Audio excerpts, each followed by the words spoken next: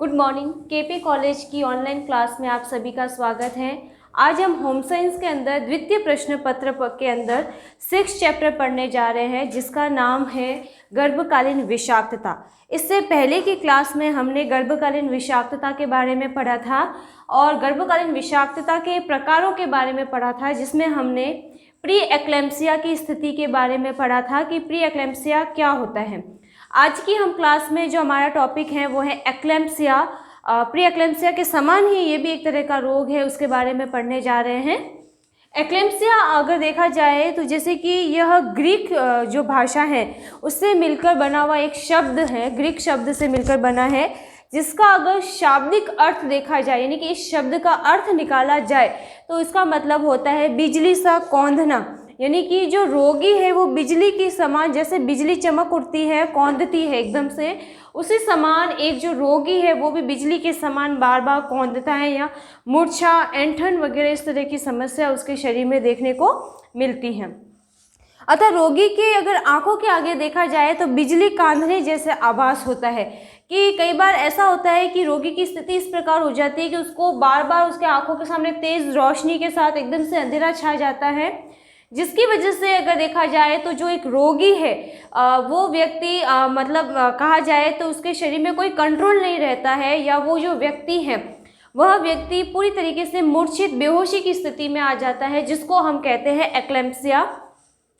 Eclampsia pre eclampsia की तीव्र और उससे भी ज़्यादा बिगड़ी हुई एक स्थिति है। यानी कि जब प्री एक्लेम्पसिया की स्थिति बहुत ज़्यादा भयंकर हो जाती है तो वो एक्लेम्पसिया का रूप ग्रहण कर लेती हैं, जिसमें विशिष्ट रूप से अगर देखा जाए तो पेशीय ऐंठन होने लगते हैं और साथ में मूर्छा आ जाती है। पेशीय ऐंठन का मतलब है कि उसके हाथ पैरों की जो पेशियां है, हृदय की जो पेशियां है, उनमें तीव्र गति से मरोड़े आने लगती है या खिंचाव होने लगता है, जिसकी वजह से उसमें तीव्र दर्द और जो कई तरह की कठिनाइयाँ वगैरह जो उसके शरीर में उत्पन्न हो जाती हैं, या यूँ कहा जाए कि एक व्यक्ति का जो शरीर का पूरा बैलेंस है वो गड़बड़ा जाता है और उसके शरीर का जो तालमेल है वो पूरी तरीके से बिगड़ जाता है। कभी कभी जैसे गर्भवती माँ एवं गर्भस्थ शिशु की मृत्यु का कारण भी ये जो एक्लेम्पसिया की स्थिति है बन जाती है, क्योंकि इसमें मरोड़े और ऐंठन इतनी अधिक रहती हैं कि एक व्यक्ति उस चीज़ को सहन नहीं कर पाता है और ये जो बहुत ही ज़्यादा भयंकर स्थिति रूप ग्रहण कर लेती हैं। प्रसव पूर्व देखभाल और प्री एक्लेम्पसिया का पूर्ण प्रबंध अगर कर दिया जाए तो उसके द्वारा एक्लेम्पसिया की स्थिति को रोका जा सकता है। अगर उसका प्री एक्लेम्पसिया का अगर इलाज सही तरीके से ना हो पाया तो एक व्यक्ति में एक्लेम्पसिया रोग होने की संभावना 100% तक बढ़ जाती है और ये जो स्थिति होती है बहुत ही भयंकर हानिकारक होती है। और यूँ देखा जाए अगर ये स्थिति कंट्रोल में ना आए तो एक गर्भवती महिला और शिशु दोनों की जान जा सकती है या उनके लिए जानलेवा हो सकती है। हमने पहले जो पढ़ा था कि प्री एक्लेम्पसिया जो है गंभीर एक लक्षण, उसके जो लक्षण और संकेत हमने पढ़े थे, उस स्थिति में जैसे हमने पढ़ा था कि वमन होता है, सिर दर्द वगैरह होता है, लेकिन जो एक्लेम्पसिया की स्थिति है इसमें इतनी ज़्यादा हानिकारक होती है ये कि इसमें एक व्यक्ति के आंखों के सामने यकायक अगर देखा जाए तो तेज़ी से एकदम से अंधेरा छा जाता है, या एकदम से उसके सामने जैसे कि सब कुछ उलट पुलट होते हुए उसको दिखाई देता है, जाके उसमें शरीर का वो कंट्रोल ना कर पाए और शरीर जो है उसका इम्बैलेंस हो जाता है और वो व्यक्ति जो है बेहोशी की स्थिति में देखने को मिलता है। अब अगर देखा जाए जो रक्तचाप की स्थिति रहती है एक्लेम्पसिया की स्थिति में वो 160 प्रति 100 mmHg से बढ़कर 200 प्रति 100 mmHg हो जाती है। और अगर ये स्थिति हो जाए ब्लड प्रेशर की तो एक व्यक्ति जो है वो कई तरीके से देखा जाए तो उसमें जैसे मृत्यु की संभावना होने के संकेत ज़्यादा रहते हैं। उच्च रक्तचाप की स्थिति में रोगी को मूर्छा आ जाने लगती है, मूर्छा यानी कि बेहोशी आ जाती है और उसके जो शरीर का कंट्रोल है वो खत्म हो जाता है। शरीर की जो सभी पेशीय ऐंठन है वो तीव्र गति से होता है और जो पेशीय ऐंठन है वो उन हिस्सों में होता है जहाँ पर ऐच्छिक पेशियाँ पाई जाती है, यानी कि जो हमारे हाथ पैरों की जो पेशियाँ है या वे पेशियाँ जिनको हम कंट्रोल हमारी इच्छा से करते हैं, उन पेशियों में जैसे कि कई बार ऐंठन तीव्र गति से होने लगती है और जो रोगी है या गर्भवती महिला है वो बहुत ही ज़्यादा बेचैन हो जाती है और तड़फड़ाने की स्थिति में आ जाती है, या यूँ कहा जाए कि इतनी ज़्यादा मात्रा में उसमें शरीर में मरोड़े, ऐंठन, संकुचन होता है कि जो एक गर्भवती महिला है वो अपने शरीर का पूरा बैलेंस खो देती है और उसके जो शरीर में वो मरोड़ हो रही है उसके द्वारा वो अपना एडजस्टमेंट नहीं कर पाती है और इतना दर्द और जो तकलीफ़ रहती है उसकी वजह से वो पूरी तरीके से झटपटा जाती है या तड़पने लगती है। रोगी को प्रोटीनयूरिया रोग भी हो जाता है और जो गर्भवती स्त्री है उसको एक्लेम्सिया के साथ साथ में प्रोटीनयूरिया रोग भी हो जाता है, जिसमें उसके शरीर में यूरिया के निष्कासन के साथ साथ प्रोटीन की भी कुछ मात्रा जो है वो निष्कासित हो जाती है। और जो मूत्र निष्कासन की मात्रा अगर में भी कई बार देखा जाए तो कमी आ जाती है, लेकिन उसकी जो मूत्र का निष्कासन हो रहा है उसमें प्रोटीन की मात्रा शरीर से बाहर निकलती चली जाती है। कभी कभी स्त्री को इतनी ज़्यादा ऐंठन और इस तरीके से पेशीय मरोड़ होते हैं कि वो महिला कोमा की स्थिति में चली जाती है और जब कोमा की स्थिति में चली जाए तो उस स्थिति से गुजरने पर एक महिला और शिशु दोनों के लिए ये जानलेवा स्थिति उत्पन्न हो जाती है। और ये जो कोमा की स्थिति में आने के बाद में भी कई बार ऐसा होता है कि एक्लेम्सिया की स्थिति में एक गर्भवती महिला को दौरे आने लगते हैं और दौरे आने की वजह से उसका जो शरीर है वो शरीर पूरी तरीके से जैसे कि कंट्रोल से बाहर हो जाता है और उसके शरीर में कई तरह की जैसे कि चोट वगैरह, तनाव वगैरह इस तरह की स्थिति उत्पन्न हो जाती है। उसी के साथ अगर देखा जाए तो एक्लेम्सिया की स्थिति में एक महिला को जब बुखार की स्थिति उत्पन्न हो जाती है, जिसमें बुखार की स्थिति में उसके शरीर का जो टेम्परेचर है वो तीव्र होकर 103 डिग्री फ़ारेनहाइट हो जाता है और उसमें बुखार उत्पन्न हो जाता है।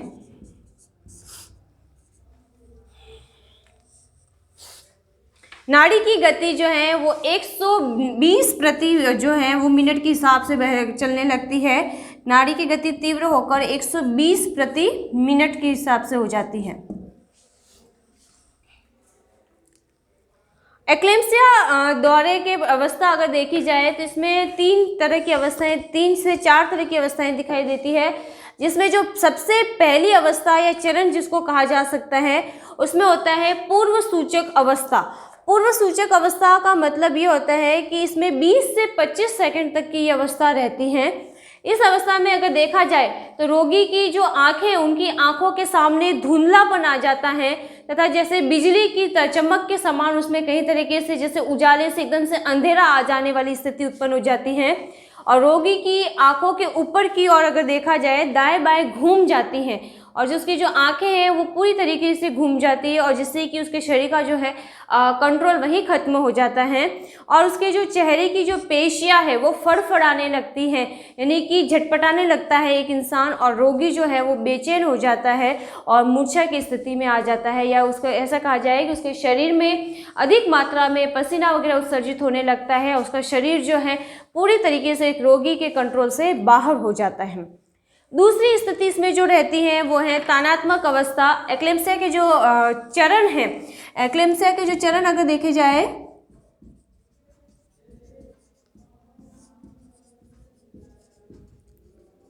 पहला है पूर्व सूचक, दूसरा जो है वो है तानात्मक।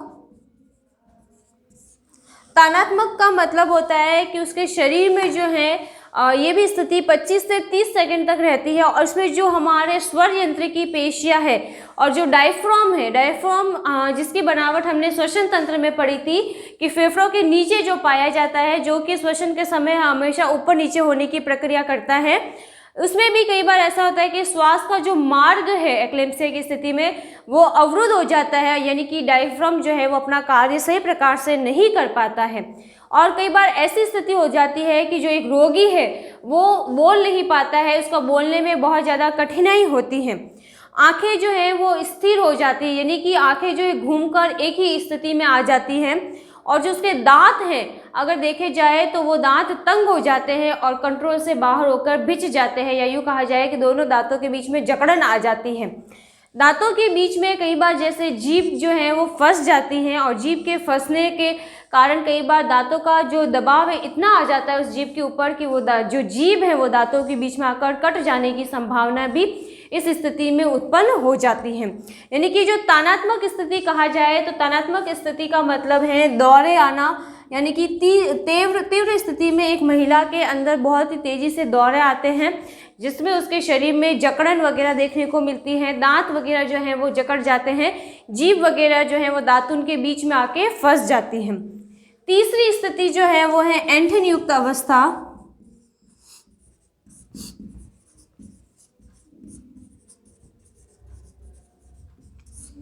ऐंठन युक्त अवस्था का मतलब है कि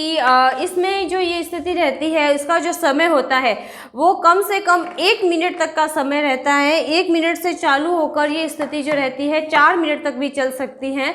अब इसमें देखा जाए तो शरीर की जितनी भी सभी हमारी ऐच्छिक मांसपेशियां हैं, उन मांसपेशियों में तीव्र रूप से ऐंठन आना शुरू हो जाती हैं, और जिससे कि एक स्त्री जो है वो बहुत ही तीव्र गति से बेचैन हो जाती है। यानी कि ऐसा कहा जाए कि उसमें पसीना वगैरह आने लग जाता है, उसका शरीर जो है वो बौखला जाता है एक तरीके से, और यहाँ तक कि जो गर्भवती महिला है वो बिस्तर से नीचे की ओर गिर जाती है, और उसके शरीर का जो कंट्रोल है वो महिला के द्वारा पूरी तरीके से नहीं रहता है। और ये जो स्थिति है वो एक गर्भवती महिला के लिए बहुत ही ज़्यादा हानिकारक हो जाती है।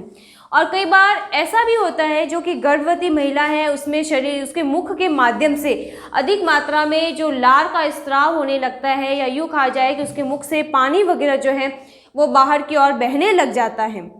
कभी कभी मुंह से झाग भी निकलने लगते हैं, और जो तीव्र पेशीय जो ऐंठन है वो बहुत ही ज़्यादा असहनीय हो जाता है, और जो गर्भवती महिला है उसके लिए जो ये पीड़ादायक हो सकता है, या इतना पीड़ादायक हो सकता है कि महिला उसे कंट्रोल नहीं कर पाती हैं।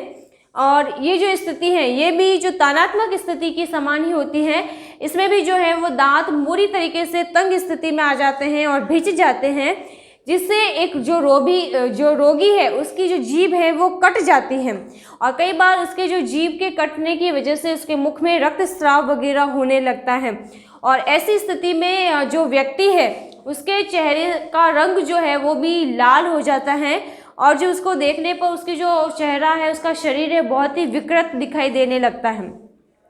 और ये जो स्थिति है अगर देखा जाए उसमें कंट्रोल ना आए तो ऐसी स्थिति में उस व्यक्ति को उल्टी होने लगती है, और साथ में कभी कभी उल्टी जो है वो श्वास लेने पर कई बार श्वास नलिका में फंस जाती है, और उसमें फंसने की वजह से उसके जो श्वसन जो क्रिया है उसमें बाधा उत्पन्न कर देती है, या श्वास की प्रक्रिया को रोक भी देती है, जिसकी वजह से जो महिला के शरीर में अगर देखा जाए तो कई बार जो रक्तचाप है वो रक्तचाप भी बढ़कर 180 से प्रति 110 mmHg के करीब हो जाता है, और उसकी वजह से जो एक व्यक्ति है रोगी व्यक्ति उसके मस्तिष्क में भी रक्त का स्राव होने लगता है, और जो रक्त का स्राव इतनी तेज़ी से होता है कि एक व्यक्ति की मृत्यु भी हो सकती है। साथ में ही जो उस व्यक्ति की जो नाड़ी है उस नाड़ी की जो गति है वो भी बढ़ जाती है, और जो नाड़ी की गति बढ़कर 120 प्रति मिनट के हिसाब से होने लग जाती है। अगर इसको धीरे धीरे सामान्य स्थिति में ना लाया जाए, या सामान्य स्थिति में वो रोगी ना आए, तो ये स्थिति एक व्यक्ति के लिए बहुत ही ज़्यादा गंभीर और हानिकारक, या यूँ कहा जाए जानलेवा स्थिति बन सकती है। अगली जो अवस्था है वो है मूर्छा की अवस्था।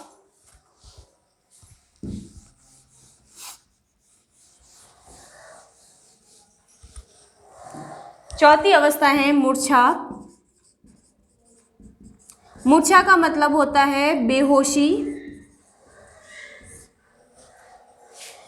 यूँ कहा जा सकता है कि रोगी की जो श्वसन की क्रिया बंद नहीं होती, और उसमें कई बार रुकावट आ जाती है, या श्वसन में कई बार गड़गड़ की जैसे कि खरखर की आवाज़ें आने लगती है, और साथ में ही इस स्थिति में ऐसा होता है कि व्यक्ति की जो ऐंठन है वो धीरे धीरे समाप्त हो जाती है, और जो व्यक्ति है या स्त्री जो गर्भवती महिला है वो बेहोश हो जाती हैं, और कई घंटों तक वो बेहोशी की स्थिति में ही पड़ी रहती हैं, जिसमें होश में आने से पहले कभी कभी उनके शरीर में वापस से तीव्र मात्रा में ऐंठन जो है वो होने लगती है, और उसी ऐंठन के साथ में वो महिलाएं होश में आ सकती हैं, या यूँ कहा जाए कि होश में आने पर वो ऐंठन वापस से शुरू भी हो जाती है। तो ये जो है वो एक्लेम्सिया की 4 अवस्थाएं हैं, जैसे कि पहली अवस्था थी पूर्व सूचक, दूसरी है तानात्मक, तीसरी है ऐंठन युक्त अवस्था, और जो चौथी है वो है मूर्छा यानी कि बेहोशी की अवस्था। अब अगर एक्लेम्सिया की स्थिति जो गंभीर हो जाती है उसके उपचार के लिए भी कुछ चीज़ें आवश्यकता होती है। जैसे कि एक्लेम्सिया के अगर उपचार देखे जाए, सबसे पहला उपचार है चिकित्सकीय परामर्श। चिकित्सकीय परामर्श का मतलब है कि अगर किसी महिला को एक्लेम्पसिया रोग है तो उस महिला को अस्पताल में जाकर कुशल जो चिकित्सक है या उस रोग के विशेषज्ञ जो हैं उनसे जाकर सलाह लेनी चाहिए, चेकअप करवाना चाहिए और जो रोग की स्थिति को और गंभीर होने से रोकना चाहिए। मस्तिष्क की संवेदनशीलता कम करनी चाहिए। कई बार ऐसा होता है कि जो महिलाएं हैं बहुत ज़्यादा गहन रूप से सोच विचार करती हैं या उनके दिमाग में कई तरह की चिंताएं, टेंशन्स वगैरह, तनाव हैं, क्रोध हैं वगैरह, इस तरह की चीज़ें चलती रहती हैं। तो उन उत्तेजनाओं के कारण जो संवेदनाएं बढ़ जाती हैं, तो ऐसी स्थिति में जो एक गर्भवती महिला है उनको उस उत्तेजनाओं पर कंट्रोल रखना चाहिए या उनको उस उत्तेजनाशील जो विचार हैं उनको अपने दिमाग में नहीं लाने चाहिए।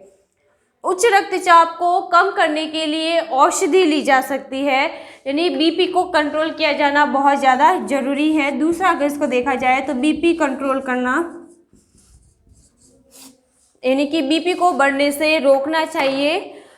उसके अलावा रोगी को शोरगुल, कर्णकूट कटु या आवाज़ से दूर रहना चाहिए। अंधेरे, शांत और जो हवादार स्थान है या स्वच्छ कमरे में रहना चाहिए ताकि उसको जो शांत वातावरण मिले, उसके जो शरीर में जितने भी तनाव, टेंशन, चिंताएं हैं उन सभी से मुक्त उस महिला को रहना चाहिए, जिससे कि वो खुश रह सके और जितनी भी जो बुरी जो उसकी भावनाएं उसके दिमाग में चल रही है या जो तनाव है, चिंताएं हैं, उन सभी से मुक्त रहकर ही वो स्वस्थ रह सकती है।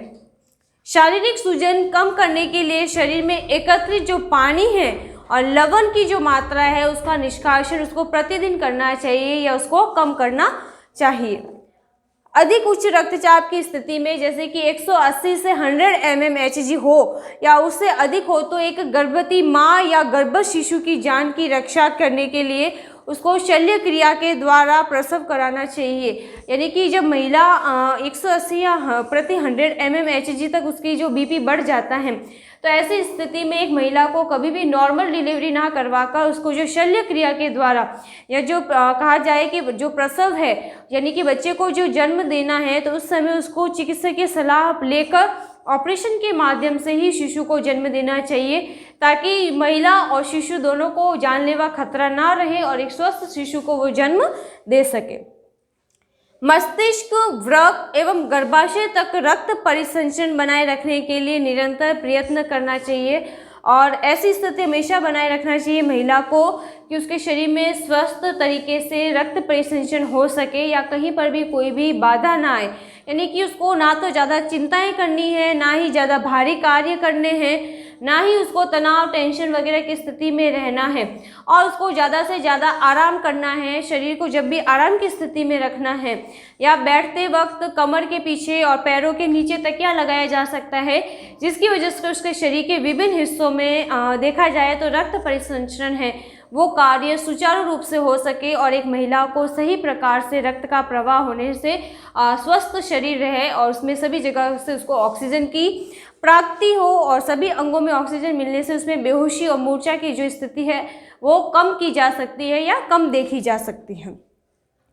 रोगी को चिंताओं, तनावों, उद्वेगों, भय, क्रोध आदि से दूर रहना चाहिए। यानी कि उसको किसी भी तरह का कोई भी टेंशन, तनाव, दुख, दर्द वगैरह जो है वो अपने दिमाग में नहीं रखना चाहिए।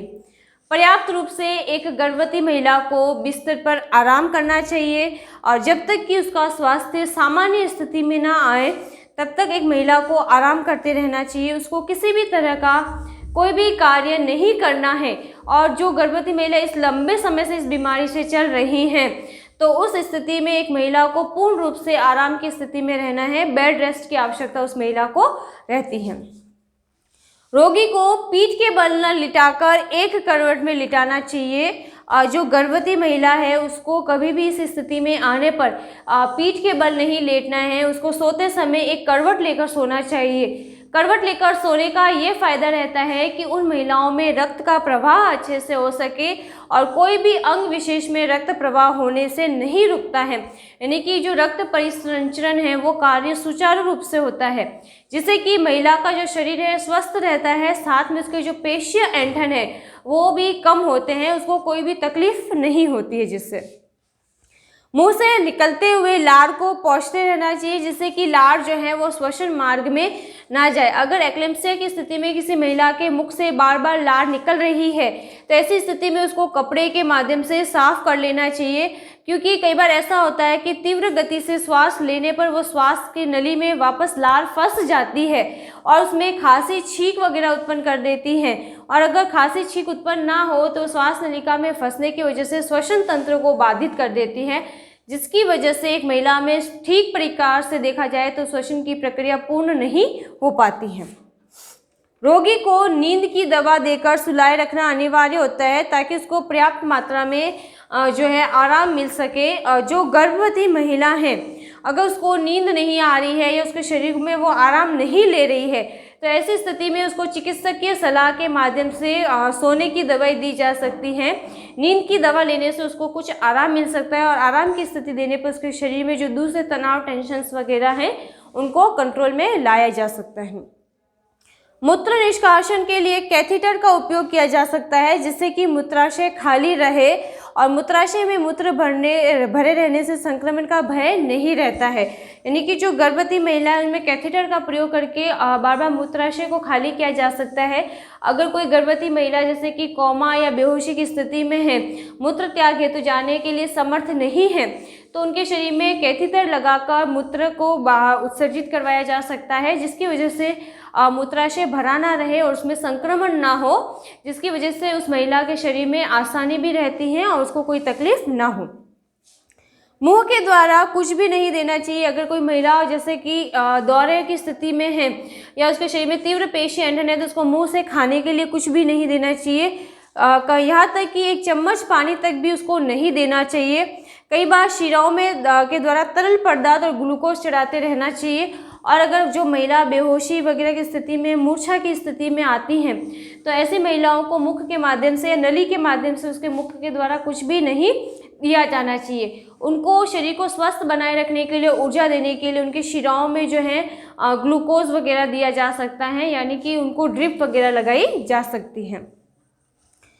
अगर रोगी का शरीर नीला हो गया है तो कृत्रिम ऑक्सीजन देनी चाहिए। जैसे कि कई बार उनको ऑक्सीजन नहीं मिल पाती है तो ऐसी स्थिति में कृत्रिम ऑक्सीजन उसको दी जा सकती है। और शरीर का नीला होना ऑक्सीजन की कमी को दर्शाता है, इसलिए ऐसी महिलाओं को ऑक्सीजन वगैरह जो है कृत्रिम रूप से प्रदान करवाई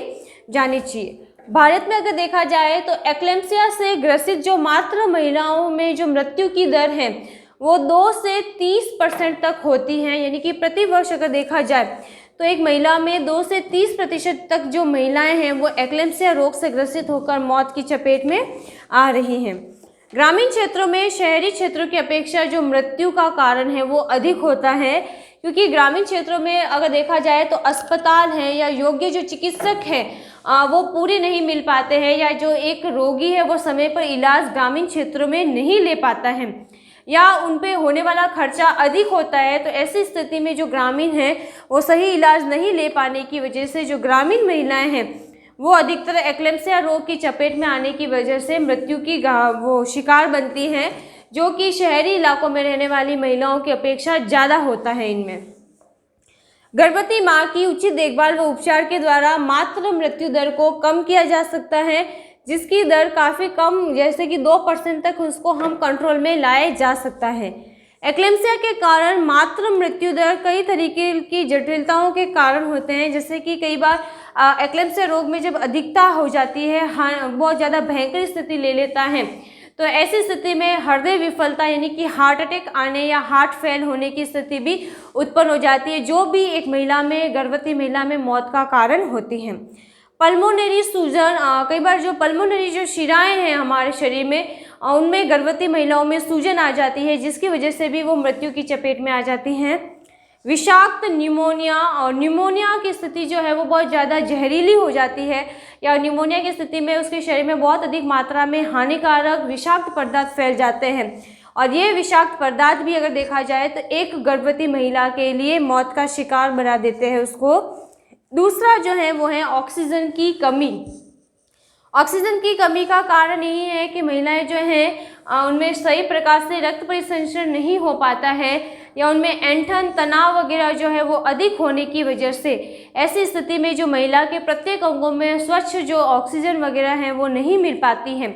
या जो लार का स्राव अधिक होने से उनके जो श्वसन तंत्र में लार फंस जाती है कई बार, तो उसकी वजह से भी वो उनमें श्वसन की प्रक्रिया सही रूप से नहीं हो पाती है, और ऑक्सीजन ना मिलने की वजह से उससे भी कई बार गर्भवती महिलाओं को मौत का शिकार होना पड़ता है।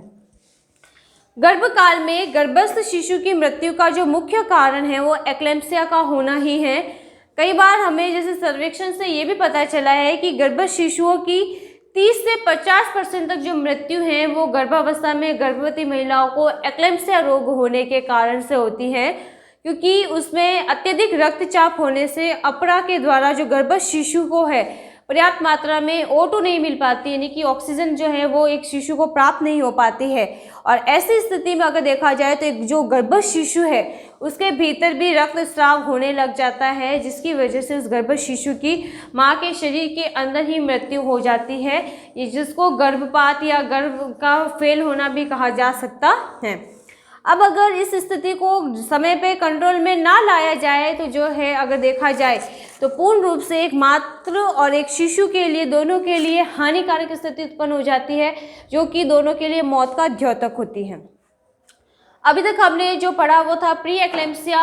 पिछली क्लास में। आज हमने पढ़ा एक्लेम्पसिया, और एक्लेम्पसिया के साथ में हम पढ़ेंगे दीर्घ विषाक्तता। दीर्घावधि विषाक्तता का मतलब होता है कि वो विषाक्तता जो कि लंबे समय तक चलती है या जो शरीर में लंबे समय तक उनको प्रभावित करती है। दीर्घावधि विषाक्तता गर्भकालन के दौरान ही होती है। यह विषाक्तता अगर अक्सर देखा जाए तो उन गर्भवती माताओं के अंदर होती है जिनको पहले से ही बीपी की प्रॉब्लम है, जिनमें हाई ब्लड प्रेशर होता है, जिसकी वजह से उनके जो गुर्दे संबंधी रोग हैं वो भी उनके शरीर में उत्पन्न हो जाते हैं, जो कि एक महिला में दीर्घावधि टॉक्सिमा की स्थिति को उत्पन्न करने का कारण होते हैं। अब जो इसमें सबसे पहले जो लक्षण दिखाई देते हैं वो है सबसे पहला उच्च रक्तचाप। उच्च रक्तचाप का मतलब होता है हाई ब्लड प्रेशर। गर्भावस्था में साधारण जो रक्तचाप है वो 130 यानी कि 90 से 130 प्रति 90 से 95 mmHg होता है, जो कि सामान्य बात है। लेकिन जो गर्भकाल के चौथे और पाँचवें माह की स्थिति में आने पर बढ़कर अधिक हो जाता है, जो कि 150 से प्रति 100 mmHg के करीब हो जाता है। और ये जो स्थिति होती है वो चिंता का विषय होती है, या यूँ कहा जाए कि एक गर्भवती महिला के लिए हानिकारक होती है, जिसमें एक रोगी के शरीर से अधिक मात्रा में पसीना निकलना शुरू होता है, कंपन होना शुरू हो जाता है, चेहरे में सफ़ेद हो जाता है और पीला पड़ने लगता है। कई बार सिर दर्द जो है वो अधिक हो जाता है, जिसकी वजह से एक महिला के लिए जटिलताएं उत्पन्न हो जाती हैं। और कई बार जो मस्तिष्क की जो धमनियां हैं वो फटने लगती है, और फटने का डर भी रहता है, क्योंकि उस समय मस्तिष्क की धमनियों के फटने और हृदय में विषाक्तता होने के साथ साथ हृदय के फेल होने का कारण भी जो है वो दीर्घावधि विषाक्तता के कारण, जिसमें उच्च रक्तचाप अधिक होने की वजह से हो सकता है। यूँ कहा जाए कि जब ब्लड प्रेशर अधिक हो जाता है तो मस्तिष्क की जो धमनियां हैं वो फटने का भी डर रहता है, और उनके अलावा जो हृदय है वो उसके फेल होने का कारण भी होता है। दीर्घावधि उच्च रक्तचाप के जो कारण हैं वो सबसे पहला है कि अक्सर उन स्त्रियों को होता है जो पहले से ही रक्तचाप की बीमारी है, जिसमें या जिनके वृक्क में पथरी पाई जाती है और साथ में ही उनको उच्च रक्तचाप भी हो, और वे महिलाएं जो अधिक मानसिक चिंताएं, क्रोध, भय वगैरह की स्थिति में रहती हैं, जिसकी वजह से उनमें बीपी जो है वो हाई रहता है। उसके अलावा जो गुर्दे की जो नलिकाएं हैं अगर उनमें कोई विकार उत्पन्न हो तो जो नेफ्राइटिस जो है उनमें विकार उत्पन्न होने की वजह से भी कई बार उच्च रक्तचाप हो जाता है, और ऐसी स्थिति में जो महिला के लिए है जानलेवा हो सकता है। उपचार के लिए अगर देखा जाए तो इसका उपचार जो है वो प्री एक्लेम्पसिया के समान ही होता है, और निरंतर जैसे देखा जाए तो एक रोगी को वजन में वृद्धि नहीं होने देना चाहिए, कंट्रोल रखना चाहिए,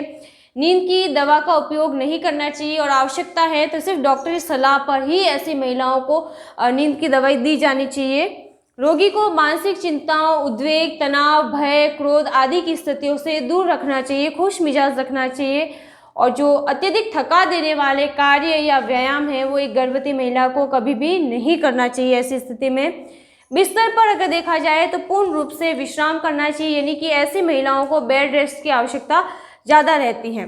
रक्तचाप कम करने के लिए जो डॉक्टरी सलाह पर बीपी की, हाई ब्लड प्रेशर की दवाइयाँ ली जा सकती है, जिससे कि बीपी को कंट्रोल किया जा सकता है। मूत्र, रक्तचाप और रक्त आदि की जांच जो है वो भी नियमित रूप से डॉक्टर सलाह पर करवाई जानी चाहिए, ताकि उनको अपने ब्लड प्रेशर, शुगर वगैरह है और यूरिया में किसी प्रकार की कोई प्रॉब्लम है तो उनके द्वारा पता चलता है और उस पर भी कंट्रोल लाया जा सकता है। उसके अलावा जो दीर्घावधि विषाक्तता है उसके अंदर जो है गुर्दे की बीमारी, जिसको रेनल डिजीज़ भी कहा जा सकता है, गर्भकालीन के दौरान अगर देखा जाए तो वृक्क के विकार को पिएलोनेफ्राइटिस भी कहा जाता है, क्योंकि वृक्क में नेफ्राइटिस जो हमारी है उनके अंदर विकार उत्पन्न हो जाते हैं। और रोगी की जो तीव्रता के अनुसार भी इसको देखा जाए तो 2 भागों में बांटा गया है, जिसमें तीव्र गुर्दे की बीमारी और दीर्घावधि गुर्दे की बीमारी के नाम से इसको बांटा गया है। अगर देखा जाए जो दीर्घावधि विषाक्तता है,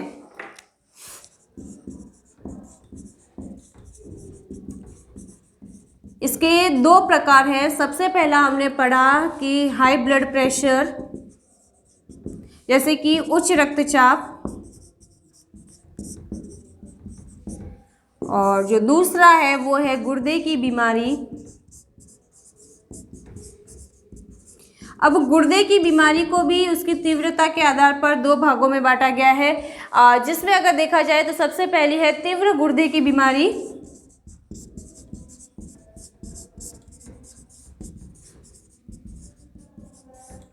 और जो दूसरी है वो दीर्घावधि गुर्दे की बीमारी।